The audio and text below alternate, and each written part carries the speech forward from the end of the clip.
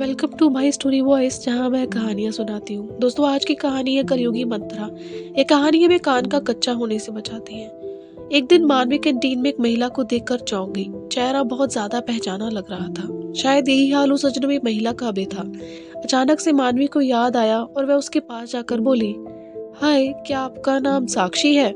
वह महिला उसे देखते हुए बोली, और तुम मानवी हो ना? वह दोनों बचपन में ही साथ पढ़ती थी। साक्षी मानवी को देखते हुए बोली, पर तू यहाँ इस ऑफिस में? तेरे तो बहुत बड़े बड़े ख्वाब थे ना। तू तो आईएएस बनना चाहती थी ना? मानवी थोड़ा सा कुचाकर बोली, हाँ, सपनों में और हकीकत में अंतर होता है। पिताजी को बेटियों का हाथ पीला करने की जल्दी थी, तो उन्होंने मेरी पढ़ाई को महत्व नहीं दिया। पर शुक्रगुजार हूँ अपनी सासू माँ का कि उन्होंने शादी के बाद पढ़ने और नौकरी करने की अनुमति दी। अरे, अनुमति क्या देना? कमा रही हो तो उनके घर को ही भर रही हो ना। कौन सा खुद के पर्स में रख लेती हो? साक्षी बालों को पीछे झटकाते हुए बोली, नहीं नहीं, मेरी सासू माँ ऐसी नहीं है। वे मेरी कमाई का एक पैसा भी नहीं लेती है। अच्छा, चल, तू अब भी यहीं पर नौकरी कर रही है तो किसी दिन मिलकर बैठते हैं और बहुत सारी बातें करते हैं। ऐसा कहकर मानवी कैंटीन से अपने डिपार्टमेंट में वापस आ गई। 2-3 दिन के बाद एक दिन लंच टाइम में साक्षी मानवी को ढूंढते हुए उसके डिपार्टमेंट में आई और बोली, चल ना, कैंटीन में जाकर खाना खाते हैं। साक्षी को देखकर मानवी खुश हो गई। बचपन से भले ही वे दोस्त नहीं थे, पर साथ पढ़ने वालों को देखकर उनसे आने वाली अपने शहर, स्कूल, बचपन की सौंधी खुशबू से अपनेपन का एहसास ही होता है। मानवी बोली, मैं तो टिफिन लाई हूँ, आजा, तू भी साथ में ही खा लेते हैं। टिफिन में रखे गरम गरम उत्तपम, चटनी, सांबर को देखकर तो साक्षी बोल पड़ी, हे भगवान, यह सब बनाने के लिए तुझे कितनी सुबह उठना पड़ा होगा। मुझसे तो यह सब होता ही नहीं है। कितने दिन हो गए हैं ऐसा घर का गरम नाश्ता किए हुए। मैं तो कुछ बनाती ही नहीं हूँ। सुबह काम करके आओ, शाम को जाकर फिर काम करो। ना बाबा, मुझसे तो नहीं हो पाता। तू कैसे सुबह सुबह इतना गरम नाश्ता बना लेती है? मानवी ने बोला, मैंने नहीं, मेरी सासू माँ ने बनाया है। सुबह का नाश्ता मुझे वही बना कर देती है।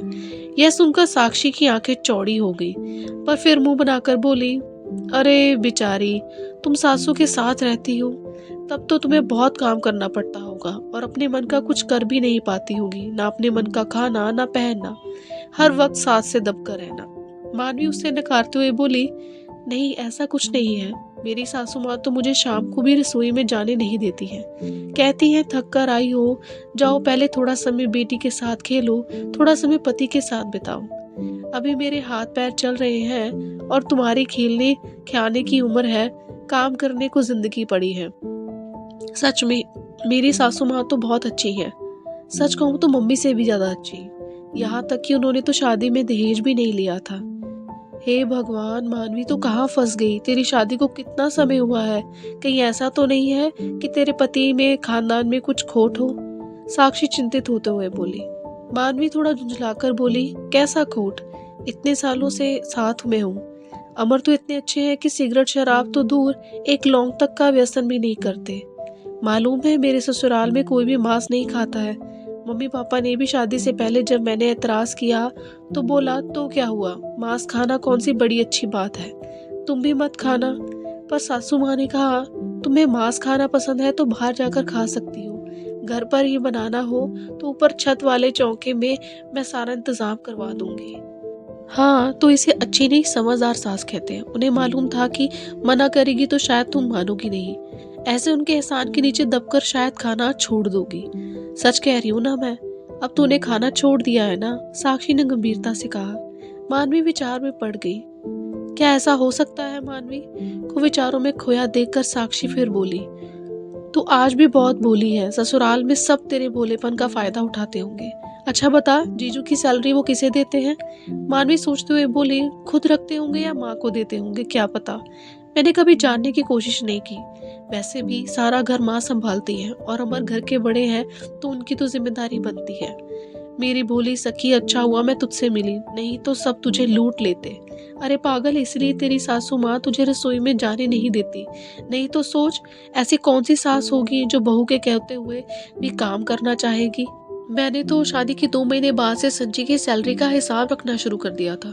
अरे भाई, इसमें शर्म कैसी? पति है मेरा, और 6 महीने बाद ही बोल दिया था कि मेरे घर में तुम्हारे माता पिता की कोई जगह नहीं है। मानवी आश्चर्य से साक्षी को देखते हुए, तुम्हारे घर? अरे वह घर उनके बेटे का भी तो था। साक्षी बोली, हूँ, शादी के पहले तक, शादी के बाद नहीं। मालूम है बहुत इमोशनल ब्लैकमेल कर रहे थे संजय को, तो मैंने एक दिन अपने सास ससुर को बोल ही दिया, या तो मुझे चैन से अकेले रहने दो, नहीं तो तैयार हो जाओ जेल जाने के लिए। जहाँ एक बार दहेज उत्पीड़ित का केस किया, फिर तुम्हारी और तुम्हारे बेटे की जिंदगी अदालत का चक्कर काटते ही बीतेगी। मानवी ने कुछ आश्चर्य, कुछ अनमने से अपना टिफिन खत्म किया। आज उसे टिफिन के खाने में वो अपने मन का प्यार या स्वाद नहीं आ रहा था, क्योंकि साक्षी कटुता का नमक जो मिला गई थी। ऑफिस खत्म होने पर मानवी घर पहुंची तो रोज की तरह सासू माँ ने मुस्कुराकर दरवाजा खोलते हुए हाल चाल पूछा। आज मानवी को वह मुस्कुराहट बनावटी लग रही थी, पर उसने तुरंत अपने मन में आए नकारात्मक विचारों को झटक दिया। पर आज उसने बेटी को भी गले से नहीं लगाया, उसकी दिन भर की बातें नहीं सुनी। वह हाथ मुंह धोकर सीधा रसोई में गई। माँ चाय बनाने जा रही थी। मानवी बोली, रहने दीजिए माँ, चाय मैं बनाती हूँ, क्योंकि मानवी के दिमाग में साक्षी की बातें गूंज रही थी। एक ही ऑफिस में होने के कारण साक्षी अक्सर मानवी से मिलती रहती और हमेशा ससुराल वालों के बारे में उल्टी सीधी बातें कर मानवी के मन को उनके खिलाफ भरने की कोशिश करती, जिसमें कि वह सफल भी हो रही थी। अब मानवी भी सोचने लगी कि हाँ, साथ में रहने पर कितना मुश्किल है, सारा पैसा खर्च हो जाता है, सासू माँ पर, उनकी दवाइयों पर, रिश्तेदारों पर। अब जाने अनजाने मानवी की आंखों में एक छोटा सा ख्वाब पलने लगा था, एक छोटे से घर का, जहाँ सिर्फ मानवी, अमर और बेटी होंगे और कोई नहीं। पर प्रकृति को उसका यह सपना मंजूर नहीं था, इसलिए आंखों में घर के सपने के साथ साथ उसकी कोख में भी एक सपना पलने लगा था। साक्षी की बातों के प्रभाव में आकर मानवी अब बहुत अलग व्यवहार करने लगी थी। वह कई बार दबी जुबान से अलग रहने की बात भी अमर से कर चुकी थी। अमर उसे प्यार से समझाता, पर उसे सबका प्यार दिखावा लगता। सब उसके व्यवहार का परिवर्तन महसूस कर रहे थे, पर सबको लगता था कि यह चिड़चिड़ापन उसकी घर व्यवस्था के कारण है। एक दिन अमर की माँ मानवी से बोली, देख इसका ऑफिस है, उसे छुट्टी नहीं मिल सकती, नहीं तो मैं उसे मन बदलने के लिए मायके भेज देती। अमर बोला, हाँ माँ, आप ठीक कह रही हो, वह बहुत चिड़चिड़ी हो गई है, मैं उसके ऑफिस में बात करूं। नहीं बेटा, यह निर्णय उसको ही लेने दो। अगर वह अभी छुट्टी ले लेगी तो बाद में ऐसा करते हैं, उसके मम्मी पापा या बहन को कुछ दिनों के लिए यहाँ बुला लेते हैं, शायद उसे कुछ अच्छा लगे। हाँ माँ, यह भी ठीक रहेगा, मैं अभी मम्मी जी से बात करता हूँ। कुछ दिन बाद मानवी के मम्मी पापा तो नहीं आ पाए, पर छोटी बहन तपस्या आ गई। अब दोनों बहनें आपस में गप्पे मारती, कभी कभी सासू माँ भी उनके ठहाकों में सम्मिलित हो जाती। एक दिन तपस्या बोली, मानना पड़ेगा दीदी, तुम बहुत भाग्यशाली हो जो इतनी अच्छी सासू माँ मिली है। मानवी मुंह बनाकर बोली, तू भी ना इनके बहकावे में आ गई, कोई अच्छी वच्छी नहीं है, सब नाटक है, बेटे को काबू में करके रखने के लिए, इसलिए तो दहेज नहीं लिया कि बहू एहसान तले दबी रहे। इतना कहकर मानवी तो वहां से हट गई, पर तपस्या सोचने लगी कि इतने सालों में सासू माँ की, ससुराल की, जीजू की इतनी तारीफें करने वाली मेरी दीदी को ये क्या हो गया। ये सारी बातें जो उनसे कही वह उसकी नहीं कह लगती थी। तपस्या ने मन में कुछ सोचा। वह छोटी जरूर थी पर समझदार थी। उसने सोचा, अभी अगर वह मानवी को कुछ समझाने गई तो मानवी उसे भी अपना दुश्मन समझ बैठेगी। पहले पता लगाना पड़ेगा कि मानवी को ससुराल वालों के खिलाफ भड़का कौन रहा है। रात को जब तीनों, मतलब तपस्या, मानवी और उसकी बेटी सोने जा रहे थे, तो बेटी की कहानी सुनाने की जिद पर तपस्या बोली, मैं तुम्हें कहानी सुनाती हूँ। फिर मानवी को देखते पूछा, दीदू क्या आपने इसको वो धान और सत्तू वाली कहानी सुनाई है जो मैं मासी सुनाती थी। मानवी गुस्से में बोली, मैंने कोई कहानी नहीं सुनाई, यह तो इसकी दादी ने ही कहानी सुना सुनाकर इसकी आदतें खराब की हैं। तपस्या बहुत कुछ कहना चाहती थी पर चुप रह गई। गर्म तवे पर पानी डालने से फायदा नहीं, पहले आग बुझानी पड़ेगी। वो भांजी को अपनी तरफ खींचकर बाहों में समेटकर कहानी सुनाने लगी। मालूम है गुड़िया, बहुत समय पहले की बात है, तब ना तो यातायात के साधन थे, ना ही आजकल की तरह दुकानें और होटल। तब लोग पैदल ही यात्रा करते थे, क्योंकि घोड़ा आदि जानवर भी सिर्फ अमीरों के पास होते थे। तो लोग यात्रा पर जाते समय थोड़ा खाना या दूर की यात्रा के लिए सत्तू बांध लेते थे। मासी, सत्तू मुझे अच्छा लगता है, दादी गुड़ में घोल कर देती है और आम के अचार के साथ। वह सत्तू की मिठास में खो गई। हाँ गुड़िया, सत्तू नमक के साथ भी खा सकते हैं और गुड़ के साथ भी, और यह पौष्टिक भी होता है। और बनाना भी आसान होता है ना मासी? तपस्या ने भांजी को चूमते हुए कहा, अरे वाह, मेरी गुड़िया तो बहुत समझदार है। हाँ, तो ऐसे ही इसी सफर में दो मुसाफिर एक कुएं पर मिले। एक के पास सत्तू था और एक के पास धान। मासी, धान का मतलब जिसको कूटकर चावल निकालते हैं? वह आंखें बड़ी करते हुए बोली। तपस्या बोली, हाँ मेरी गुड़िया। अब मानवी भी करवट बदलकर उन लोगों की बातों और कहानी का आनंद ले रही थी। भाई जो भी हो, बचपन की कहानियां हर उम्र में मन को गुदगुदा जाती हैं। तपस्या कहानी को आगे बढ़ाते हुए बोली, जिस रागी के पास धान था उसने देखा सामने वाले के पास तो सत्तू है। उसने चालाकी करते हुए कहा, सत्तू लपेट टट्टू, कब साना कब खाए कब चला, धान बेचारा कूटा खाए चला। ऐसा उसने 3 बार कहा तो जिसके पास सत्तू था वो उसके कहने में आ गया। उसने विनती करते हुए धान वाले रागीर से उसका धान ले लिया और अपना सत्तू दे दिया।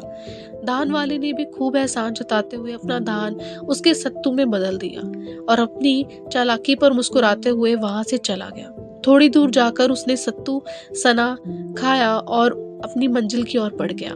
वही धान पकड़े दूसरा राहगीर अभी एक समझ नहीं पाया था कि दूसरा राहगीर उसे ठग चला गया है। बेटी बोली, मासी, वह सत्तू वाला राहगीर बिल्कुल बुद्धू था क्या? वह धान को कूटकर कब चावल निकालेगा, कब पकाएगा और तो कब खाएगा? तपस्या बोली, बुद्धू तो नहीं था पर बुद्धू ही कहलाएगा अगर कोई ऐसे किसी की बातों में आ जाएगा। बेटी बोली, मासी, ऐसा नहीं होता है, कोई भी इतना बुद्धू नहीं होता कि बिना सोचे विचारे किसी की बातों में आ जाए। तपस्या बोली, गुड़िया अभी आप छोटे हैं, दुनिया ऐसे लोगों से भरी पड़ी है, आप समझ भी नहीं पाते कब यह अपनी मीठी मीठी बातों से आपके दिमाग पर काबू कर लेते हैं। फिर मानवी की ओर देखते हुए बोली, दीदू, जग रहे हो या सो रहे हो? वो गाना याद है जो मम्मी बचपन में सुनाती थी? इतना कहकर वो गाने लगी, मीठी मीठी बातों से बचना जरा, दुनिया के लोगों में है जादू भरा।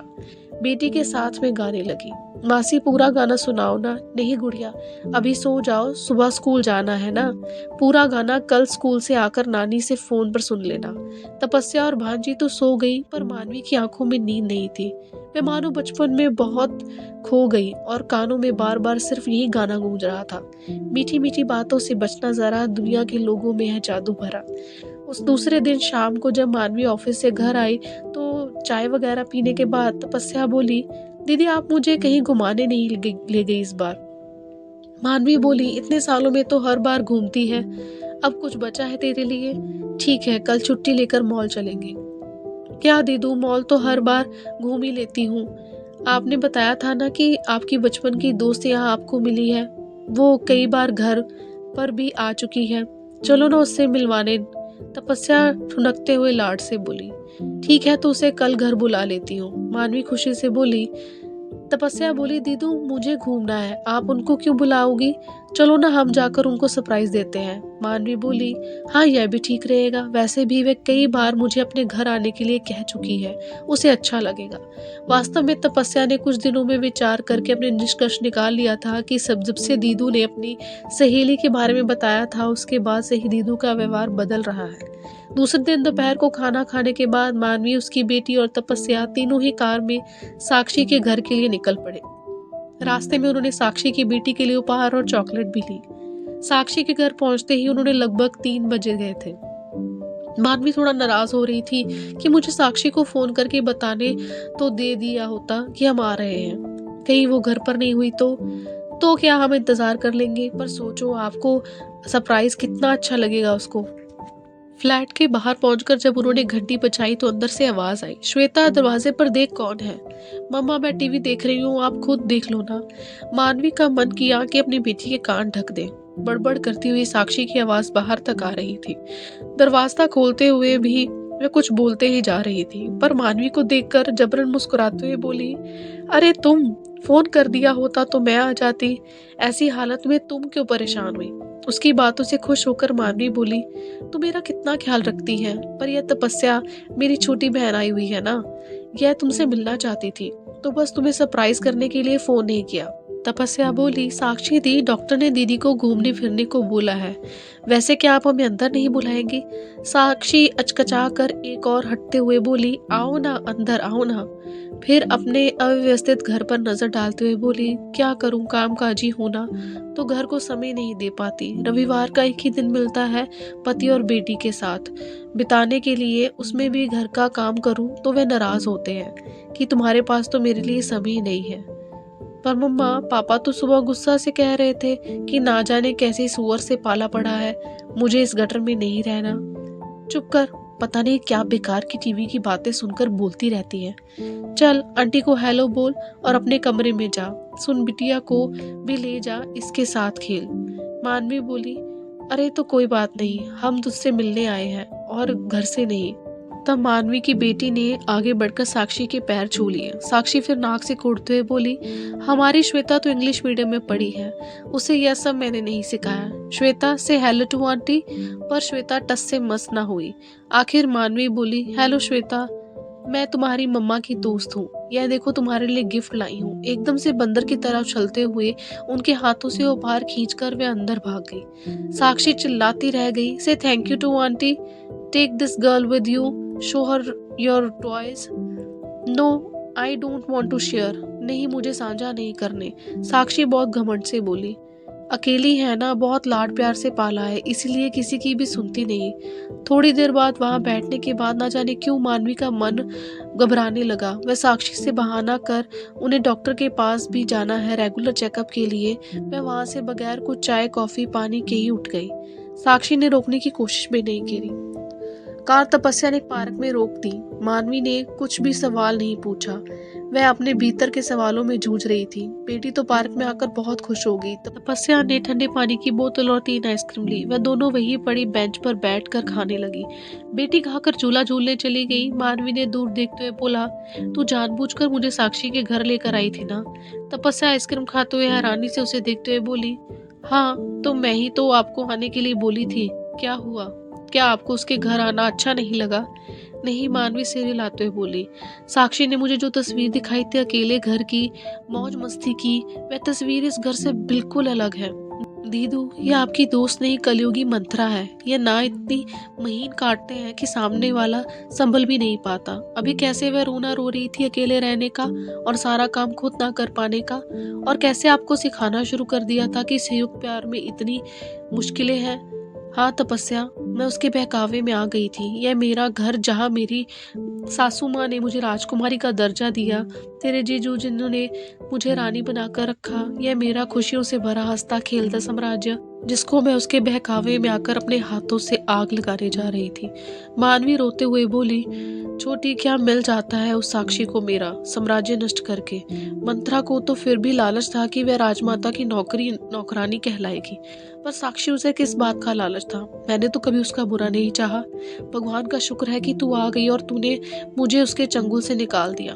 दीदू, मैंने कुछ नहीं किया, आपको खुद से इस बात का एहसास हुआ।